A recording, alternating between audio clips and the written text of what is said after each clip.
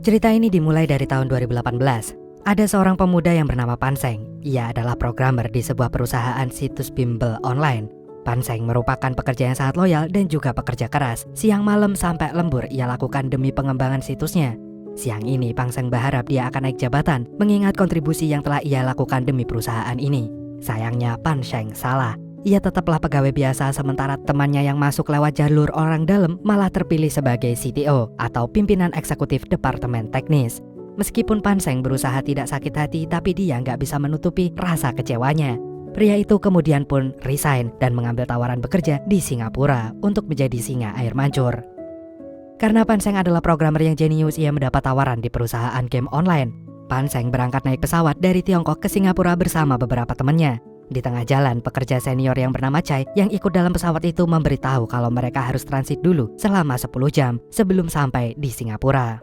Sebagai yang sudah berpengalaman, Chai mengajak para juniornya itu untuk jalan-jalan di sekitar bandara. Katanya bisa untuk melepas penat sekaligus mengencangkan otot kempol.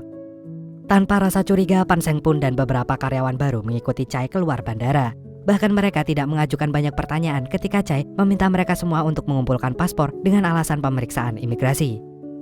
Setelah itu mereka tiba di sebuah pasar tradisional yang tampaknya memang ditujukan untuk wisatawan. Dan mereka harus menggunakan bahasa daerah jika mau dapat harga murah. Para karyawan baru ini pun merasa sangat senang. Bahkan Panseng memberi kabar kepada orang-orang rumah kalau ia sedang transit di tempat yang indah dan menyenangkan. Padahal itu semua salah besar karena lokasi ini ternyata hanyalah perangkap.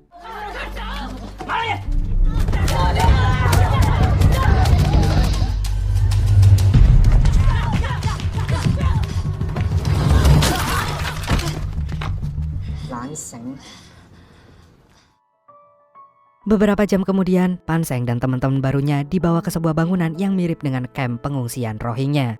Panseng tidak tahu di mana lokasi bangunan itu, yang jelas ini semua bukan pertanda baik. Sang manajer pun menyambut para karyawan baru itu dan mengenalkan dirinya yang bernama Lu. Tapi sambutan itu bukanlah sambutan yang menyenangkan. Panseng yang merasa diculik berusaha protes. Tapi anak buah Lu selalu menyiksa dan membuat Panseng gak bisa melawan. Setelah itu, manajer Lu mengajak para karyawan barunya itu berkeliling di bangunan yang juga menjadi kantor tersebut. Kantor yang katanya perusahaan game online ini faktanya adalah perusahaan judi online yang melibatkan banyak sekali orang.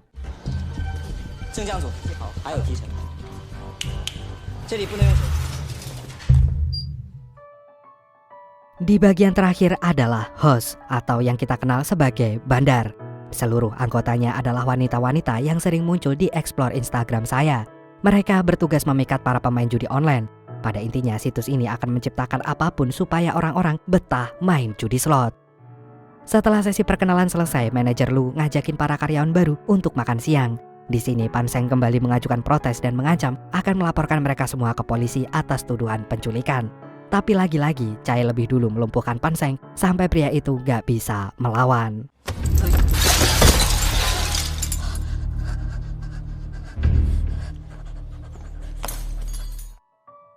Malamnya Panseng dibawa ke mes yang sangat kotor dan tidak layak huni, ya 11-12 dengan cost the rate. Para pekerja ini pun tidur di lantai dan tak jarang mereka harus ikut menyaksikan salah satu teman mereka disiksa karena berusaha kabur atau melawan aturan. Semua pekerja tidak boleh menggunakan ponsel sehingga mereka benar-benar terputus dari dunia luar. Dan malam ini Panseng diberi kesempatan terakhir menggunakan ponselnya hanya untuk memberi kabar kepada keluarga kalau ia udah sampai di Singapura dengan selamat. Setelah itu Panseng tidak bisa menyentuh ponselnya lagi, apalagi minta bantuan. Esoknya Panseng mulai bekerja, ia ditempatkan di divisi layanan pelanggan. Namun karena Panseng adalah programmer yang jenius dan ia pernah menamatkan Cocoki sebanyak 13 kali, Chai pun memberinya tugas khusus untuk mengurai data web. Awalnya Panseng menolak tugas tersebut dan membuat Chai kembali menyiksanya. Untungnya beberapa saat kemudian manajer Lu datang dan meminta Chai menjauh. Manajer Lu lantas menyuruh Panseng dengan perintah yang sama, tapi dengan kalimat perintah yang jauh lebih halus. Barulah Panseng melaksanakan perintah itu. Setelah manajer Lu pergi dan tidak ada yang mengawasi Panseng, diam-diam pria itu menulis permintaan tolong di secari kertas kecil. Panseng kemudian membawa kertas kecil itu ke toilet dan berharap bisa kabur lewat jendela. Sayangnya sial sekali karena tempat ini benar-benar tertutup rapat. Tidak ada celah untuk kabur bagi siapapun yang telah terperangkap di sini. Alih-alih bisa kabur, Panseng justru malah terjatuh. Ibarat pepatah, udah jantung malah tertimpa urinoir. Suara Panseng ini pun membuat seseorang yang ternyata juga berada di toilet langsung memeriksanya. Orang itu ternyata bernama Liang Ana, salah satu host yang sangat patut diacungi jempol. Ana kemudian membaca kertas yang dibawa Panseng lalu mengingatkannya kalau akan ada hukuman yang berat bagi para pembocor rahasia. Ana juga berkata kalau mereka tidak mungkin bisa kabur karena tempat ini dijaga dengan sangat ketat. Panseng sendiri masih merasa nggak terima, terutama karena ia menyadari kalau dia adalah korban penculikan. Panseng jadi penasaran kenapa Ana bisa sangat tenang dan terlihat menerima kenyataan kalau ia harus berada di tempat yang mirip neraka ini. Ana pun kemudian menceritakan kisahnya yang dulunya adalah seorang model. Ana difitnah menjadi model situs judi online, padahal itu berupa fotonya yang diedit tanpa izin. Sayangnya seluruh brand yang menggunakan foto Ana langsung menarik merek mereka dan menuntut ganti rugi ke agensi. Sehingga Ana harus dipecat karena dianggap mencoreng nama baik brand maupun agensinya sendiri. Setelah itu Ana mendapat tawaran menjadi model majalah yang ternyata adalah majalah Plus Plus. Ana otomatis menolaknya karena dia masih punya harga diri dan sedang menunaikan ibadah puasa beduk. Namun kurang ajarnya, staf majalah itu justru menghina Ana di depan umum dan membuat Ana sangat malu. Untungnya seorang wanita yang sedang lewat membela Ana. Wanita itu bernama Shuang. Meskipun baru pertama kali bertemu, Shuang langsung menyelamatkan Ana dan berkata bahwa Ana adalah temannya. Ia juga bersedia mengganti kerugian Ana yang menolak pekerjaan itu. Dan beberapa saat kemudian Ana pun dipertemukan dengan Chai. Ia modusnya memang sama persis dengan tawaran pekerjaan kepada Panseng, yaitu bekerja di perusahaan game online di Singapura. Usai bertemu dengan Shuang dan Chai, Ana semakin percaya diri dan berharap bisa bergabung dalam perusahaan itu. Tapi sebelum Shuang dan Ana berpisah, Shuang tidak menjanjikan apapun kepada Ana karena tahun ini katanya tidak ada lowongan. Untuk itu Ana pun memohon kepada Shuang supaya dirinya bisa lolos lewat jalur rekomendasi. Akhirnya Ana pun diterima di perusahaan itu dan ia diberangkatkan dari Tiongkok bersama beberapa perempuan lain. Perjalanan itu ditempuh melalui jalur darat, bahkan harus melewati perbatasan antar negara seperti jalur imigran gelap. Ana tidak berani protes karena nyatanya semua teman barunya juga menjalani prosedur yang sama. Begitu sampai di lokasi kantornya yang terletak di tengah hutan, Ana dan teman-temannya diberi penjelasan bahwa mereka akan menjadi host yang melayani para pemain slot online. Setiap shift mereka adalah 6 jam dan selama itu mereka dilarang menggunakan ponsel. Manajer Lu berjanji akan meluangkan para host jika masing-masing dari mereka bisa memenuhi target penjualan sebesar $5 juta atau sekitar 78,9 miliar rupiah. Saking ketatnya pengawasan di tempat ini, Ana sampai sulit mendapatkan izin sakit kalau sedang waktunya bekerja. Tapi siang ini Ana sudah tidak bisa menahan rasa sakitnya sehingga ia pun meninggalkan tempatnya begitu aja ketika Chai datang. Ana kemudian pergi ke toilet sampai ia bertemu dengan Panseng. Setelah mendengar cerita Ana, Panseng pun punya ide untuk membantunya keluar dari tempat itu. Asalkan Ana nanti akan minta pertolongan kepada pihak berwajib untuk mengeluarkan mereka semua dari miniatur neraka tersebut. Usai mendengar penawaran Panseng, Ana merasa dilema. Ia semakin bingung ketika tahu-tahu pintu toilet digedor oleh Chai. Sebelum menjawab tawaran Panseng, Ana lebih dulu menyuruh pria itu bersembunyi supaya tidak ketahuan. Ia juga mengaku sedang datang bulan supaya Chai pergi dan tidak menerobos masuk. Beberapa saat kemudian Ana pun keluar dari toilet dan Chai langsung memukulnya. Ana seketika ketakutan tapi Chai menyaratnya menjauh dari CCTV karena ternyata dia memberikan pembalut body fit untuk Ana. Dari awal Chai memang menyukai Ana, tapi dia tidak bisa leluasa mengungkapkan perasaannya maupun melindungi Ana karena nanti Ana akan jadi sasaran kemarahan bosnya. Sialnya ketika Chai berbicara dengan Ana, Chai mendengar suara air mengalir dari toilet. Ia pun lantas memeriksanya. Sementara itu di saat yang bersamaan, Panseng masih bersembunyi di dalam toilet dan kesulitan membuang kertas kecil yang ia bawa. Berhubung ia mendengar kalau ada seseorang masuk ke toilet, Panseng pun terpaksa menelan kertas itu dan ia berhasil lolos tepat waktu. Esoknya Ana dan Panseng memutuskan bekerja sama. Kerjasama itu diawali dari Panseng yang berada di divisi layanan pelanggan untuk mengiklankan situs slotnya ke berbagai web di internet. Sasaran kali ini jatuh pada sekelompok anak kuliahan pembuat subtitle seperti Lebah Ganteng dan Pain Akatsuki. Panseng mengirimkan pengajuan iklan dengan biaya 3.000 yuan atau sekitar 6,5 juta rupiah.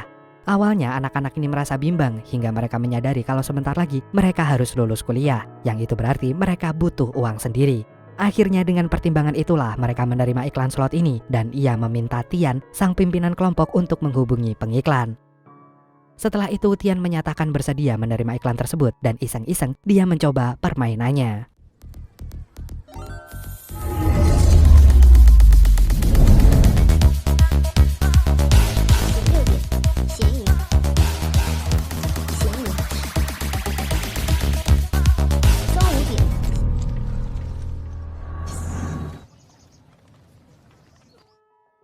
Seperti permainan judi pada umumnya, awal-awal Tian bisa memenangkan taruhan.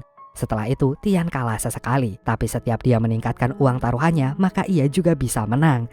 Sehingga esok harinya Tian punya kesimpulan kalau permainan judi online ini memiliki pola yang bisa ia taklukkan. Esoknya Tian berniat membeli alat musik untuk kado pacarnya yang bernama Songyu. Sayangnya harga alat musik itu sangat mahal, jadi Tian punya ide untuk main judi aja dengan taruhan tinggi supaya ia bisa memenangkan taruhan. Selama ini Tian percaya kalau semakin tinggi taruhan ia pasti menang. Padahal cara kerjanya gak begitu. Tian yang terlanjur mempertaruhkan semuanya malah kalah telak. Dan tentu saja bandar yang menang.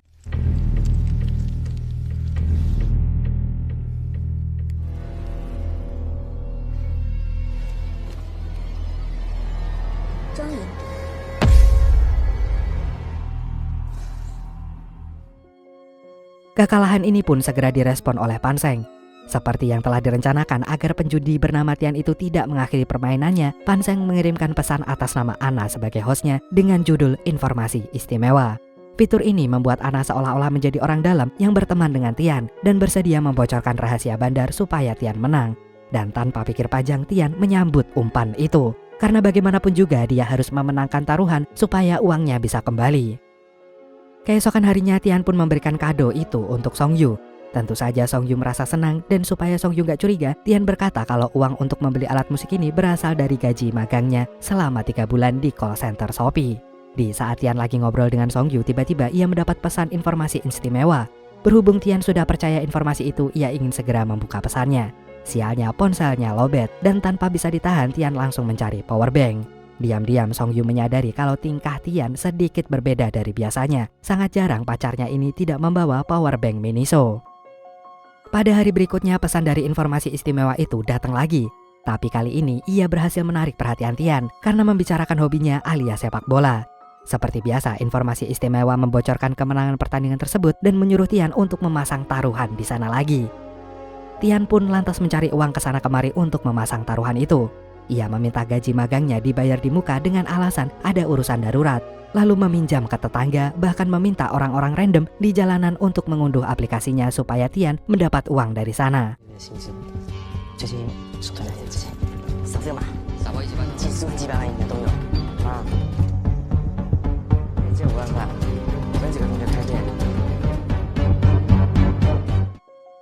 Puncaknya adalah ketika rumah Tian tiba-tiba didatangi oleh debt collector. Gara-gara mereka, orang tua Tian jadi tahu kalau Tian telah menggadaikan rumahnya demi permainan Paman Zeus. Dan untuk menebusnya, para debt collector ini menjual beberapa kantong darah milik Tian tanpa mempertimbangkan kesehatannya, yang membuat Tian hampir aja jatuh sakit. Tentu aja sebagai orang tua, ayahnya Tian merasa tak tega dan akhirnya menebus rumahnya supaya para debt collector itu segera pergi. Sementara itu sebagai hukumannya, ayah Tian menyimpan ponsel putranya tersebut dan menggantinya dengan HP jadul yang ada game Bounce dan juga Snake. Hal itu membuat Tian langsung marah, kemudian menggadaikan mobil Fordnya seharga 656,8 juta. Di sisi lain, ibu Tian menemukan kartu kredit Tian yang semuanya telah mencapai limit dan itu pun tanpa penggunaan yang jelas. Malamnya Tian pun nobar bersama Songyu di sebuah kafe. Karena Tian sudah dapat uang dari hasil menggadaikan mobil, ia pun merasa sangat percaya diri dan meminta Songyu untuk memasang taruhan, sama persis seperti yang disarankan host Ana melalui informasi istimewa. Songyu pun terlihat tak masalah lalu menuruti permintaan Tian. Dan pertandingan pun dimulai. Dan ajaibnya prediksi dari host Ana tidak ada yang meleset. Tian sudah sangat senang karena ia berpikir bisa menang besar malam ini. Padahal ternyata tidak. Rupanya Songyu membatalkan taruhannya dan itu membuat Tian marah besar lalu mengulti ceweknya di kafe tersebut.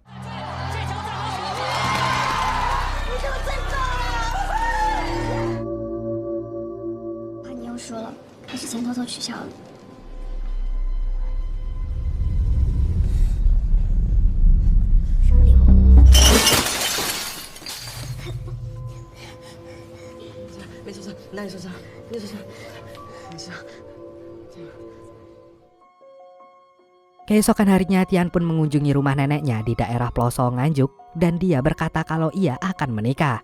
Neneknya pun merasa sangat senang dan memberikan tabungan yang ternyata khusus ia kumpulkan untuk pernikahan sang cucu tersebut. Tapi ternyata hal itu gak cukup bagi Tian si cowok serakah.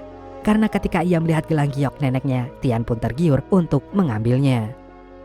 Meskipun ia mencuri gelang itu, tapi dalam hati Tian merasa dilema karena gelang itu ada kodamnya.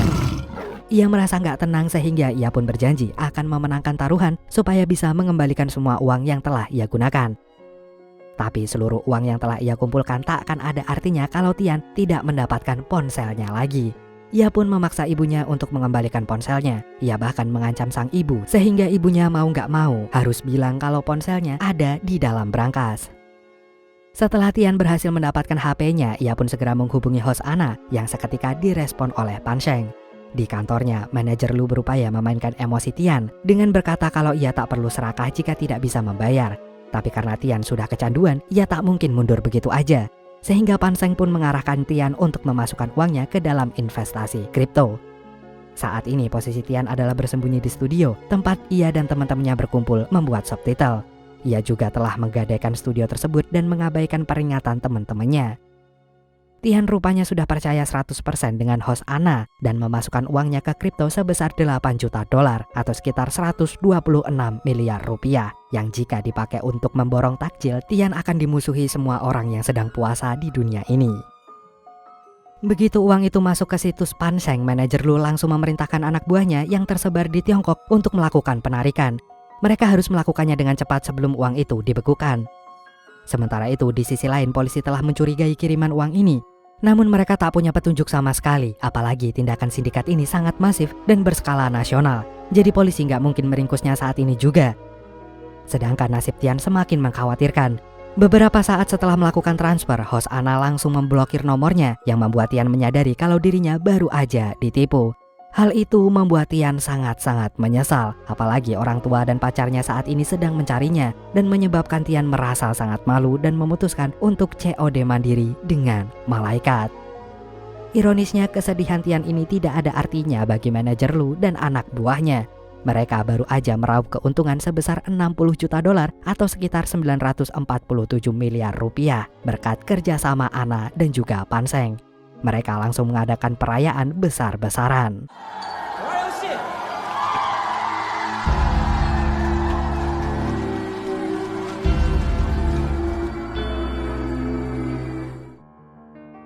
Kini harusnya Ana bisa keluar dari tempat itu karena dia telah mengumpulkan 5 juta dolar sesuai dengan kesepakatan awal. Itu berarti dia harus berpisah dengan Pan Sheng. Tapi ternyata manajer Lu mengingkari janjinya. Ia justru menahan Ana di tempat itu atau ia akan menikahi Ana dan resign bersama-sama. Ana tentu saja menolak karena itu menyalahi perjanjian. Sialnya penolakan Ana ini membuat manajer Lu marah dan hampir aja menyiksanya. Untungnya Pan Sheng mendatangi kantor manajer Lu dan beralasan ingin bicara padanya, sehingga manajer Lu pun membiarkan Ana pergi saat itu juga. Sementara Ana batal dianiaya, Pan Sheng sekarang membuat program keamanan baru untuk bosnya. Ia berencana mengunci semua data milik mereka dan hanya manajer Lu aja yang bisa membukanya. Seandainya ada orang lain yang berusaha membobolnya dan gagal memasukkan kata sandi sebanyak 3 kali, maka seluruh data akan terformat secara otomatis. Selain itu, Pan Sheng juga membuat program AI yang memungkinkan mereka bisa mempromosikan situsnya dengan lebih efisien. Pan Sheng juga menyarankan manajer Lu untuk membebaskan para karyawan layanan pelanggan karena bisa mengurangi pengeluaran dari keuntungan yang mereka dapatkan. Berkat sarannya ini, Pan Sheng langsung naik pangkat menjadi pimpinan divisi teknis dan juga keamanan. Ia juga pindah tempat tidur dari gudang ke sebuah asrama yang jauh-jauh lebih layak. Meskipun sekarang Pan Sheng sudah mendapatkan hidup yang lebih nyaman, tapi dia tidak lupa untuk berusaha keluar dari tempat seperti neraka tersebut. Ia pun menulis nomor darurat dan tanda SOS untuk minta pertolongan di selembar uang dolar yang ia dapatkan kemarin. Keesokan harinya, manajer Lu mengajak para karyawan berlibur ke kota. Pan Sheng diam-diam minta tolong ke Ana untuk membelanjakan uang itu supaya orang lain bisa menangkap sinyal SOS dari mereka. Sebenarnya kalau dilihat sekilas, para karyawan ini seperti sedang liburan kantor biasa. Mereka juga mengambil foto dan tampak begitu gembira. Padahal sejak tadi Pan Sheng berpose sedang telepon sebagai sinyal minta bantuan. Kemudian Pan Sheng mengirimkan ke temannya yang bernama Gao. Sayangnya Gao nggak mengerti makna pose itu. Setelah itu mereka makan siang di sebuah restoran dan rencananya Ana akan mentraktir mereka semua jamu beras kencur karena dia menjadi host nomor 1 dalam periode ini. Sialnya ketika Ana akan membayar menggunakan uang dolar tadi, sang pelayan menolak uang tersebut karena mereka tidak menerima dolar. Dan yang membuat makin kesal, si pelayan gak bisa menangkap isyarat Ana yang sedang minta tolong. Uang itu pun akhirnya jatuh dan malah terkena minuman yang langsung diambil oleh Pan Sheng. Usai liburan berakhir, manajer Lu pun mendengarkan usul Pan Sheng untuk mengeluarkan para karyawan di layanan pelanggan. Meski begitu, diam-diam Pan Sheng meminta tolong kepada salah satu karyawan tersebut yang bernama Jim untuk memberikan uang dolar itu kepada orang lain di luar sana. Sama seperti yang ia lakukan kepada Anna, Pan Sheng berharap ada orang dari luar yang akan mengirimkan bantuan kepada mereka. Malamnya, Jim dan karyawan lain diberangkatkan dan dikawal oleh Chai. Tapi yang namanya tanggal apes memang gak ada di kalender. Malam itu Chai kehabisan rokok Aspronya dan minta uang tunai dari para mantan karyawannya. Dan ia pun bisa menemukan uang dolar dari celana Jim dengan sangat cepat. Chai kemudian pergi ke Indo April dan beli rokok menggunakan uang dolar itu. Namun sialnya harapan Pan Sheng lagi-lagi harus terputus karena si pelayan Indo April menolak uang itu karena terlihat ada coretannya. Dan dari situlah Chai mulai curiga dan langsung menyelidikinya. Gak lama kemudian Jim dibawa kembali ke markas setelah dihajar sampai babak belur. Chai sudah tahu kalau tulisan yang ada di uang dolar itu adalah nomor darurat. Berhubung tidak tahan melihat Jim yang disiksa padahal gak bersalah, secara bersamaan Anna dan Pan Sheng mengaku kalau itu adalah ulah mereka. Dan karena udah ketahuan, Pan Sheng sekalian menyuarakan protesnya dan ngajakin teman-temannya untuk kabur dari tempat itu. Sayangnya setelah bertahun-tahun diculik di sana, membuat para karyawan lain gak punya keberanian sama sekali. Dan itu menyebabkan Pan Sheng dan Anna mendapat hukuman yang begitu berat.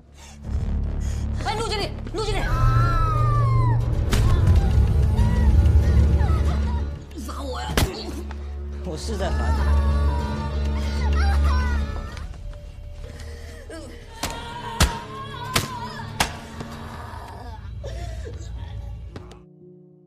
Anna kemudian dibawa pergi, tapi dia berpikir nekat dengan melompat dari mobil. Anna lantas kabur dan menghilang dengan cepat. Perempuan itu berlari sampai jauh hingga menemukan kantor polisi. Ia kemudian melapor bahwa dirinya telah diculik. Tapi para polisi ini ternyata masih menjadi bagian dari sindikat manajer Lu, sehingga mereka justru melaporkan keberadaan Anna kepada Chai. Akhirnya Chai membawa Anna ke pelabuhan, seolah-olah Chai menghabisi Anna karena ia hampir membocorkan rahasianya ke orang lain. Namun tanpa diduga Chai justru menyelamatkan Anna dan mengembalikan paspornya. Ia bahkan meminjamkan jaket Erigonya supaya Anna tidak kedinginan dan menyuruhnya pergi dengan hati-hati. Esok paginya Anna sudah sampai di kota dan melalui kantor imigrasi untuk bisa pulang ke rumah. Beberapa saat kemudian Anna pun tiba di rumahnya, tapi rupanya bukan cuma sang ibu yang ia temui, namun juga polisi.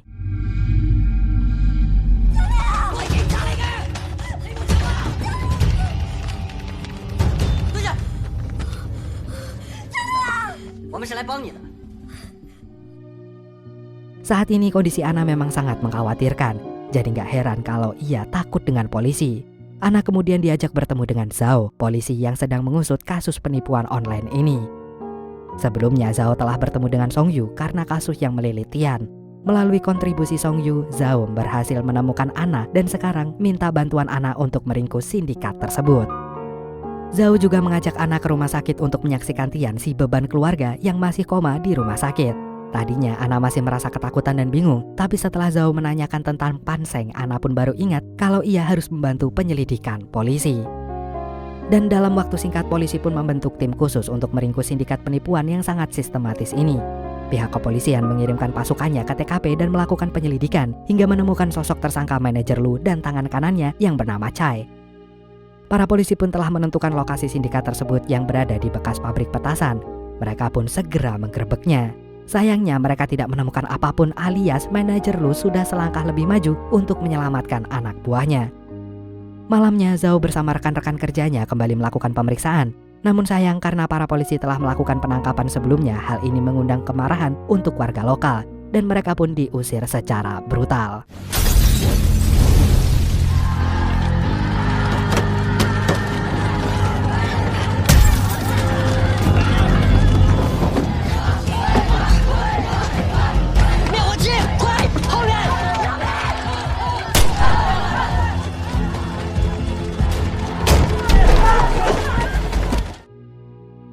Untungnya Mr. Chong, pimpinan para warga tersebut, menyelamatkan Zhao dan kawan-kawannya sebelum dihabisi. Tapi keagresifan warga lokal ini membuat Zhao merasa ciut. Di sisi lain mereka butuh izin untuk melakukan penyelidikan lebih jauh, dan itu tidak bisa mereka dapatkan kalau mereka tidak menemukan pemicu apapun. Akhirnya Zhao pun memutuskan untuk pulang ke Tiongkok. Dan bertepatan dengan saat itu, Zhao mendapat pesan dari seseorang yang bernama Gao yang merupakan teman lama Pan Sheng, yang menyatakan kalau Pan Sheng sedang membutuhkan pertolongan. Detik itu juga Zhao langsung kembali mengadakan rapat darurat bersama rekan kerjanya. Melalui keterangan dari Ana, para polisi tahu kalau saat ini manajer Lu bersembunyi di sebuah sekolah. Di sekolah itu banyak anak-anak yang membuat polisi tidak mungkin bertindak gegabah dengan melakukan serangan. Para polisi harus menangkap tersangka dengan sangat hati-hati. Untuk itu Zhao mengirim pesan kepada Pan Sheng lewat makanan kiriman. Zhao pun menyuruh Pan Sheng untuk membuat alarm kebakaran berbunyi sehingga pihak luar punya alasan untuk memasuki kawasan tersebut. Pan Sheng lantas membakar shuttlecock milik Anthony Ginting dan alarm kebakaran pun langsung berbunyi.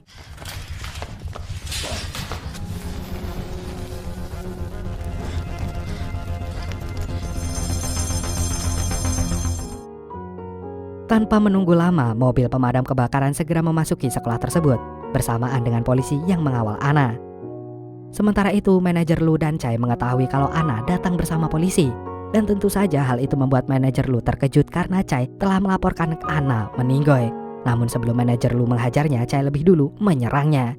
Tapi ternyata manajer Lu nggak marah.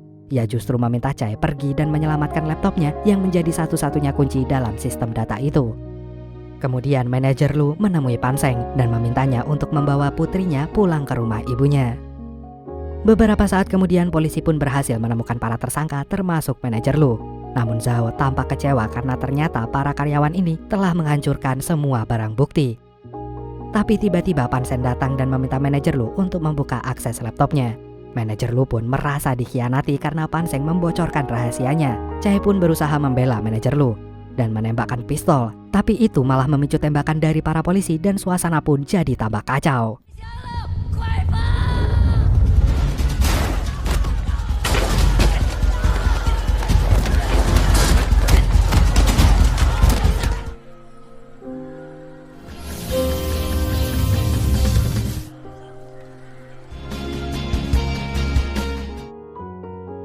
Akhirnya manajer Lu dan anak buahnya pun ditangkap, termasuk Pan Sheng. Tapi karena Pan Sheng telah membantu pemeriksaan polisi, Zhao pun menawarkan bantuan kepada Pan Sheng. Dan Pan Sheng hanya minta tolong supaya putri manajer Lu diantar ke rumah ibunya dengan selamat. Akhirnya dari kejadian ini manajer Lu divonis hukuman mati karena mendapat berbagai dakwaan seperti penculikan, penipuan, dan pembunuhan yang disengaja.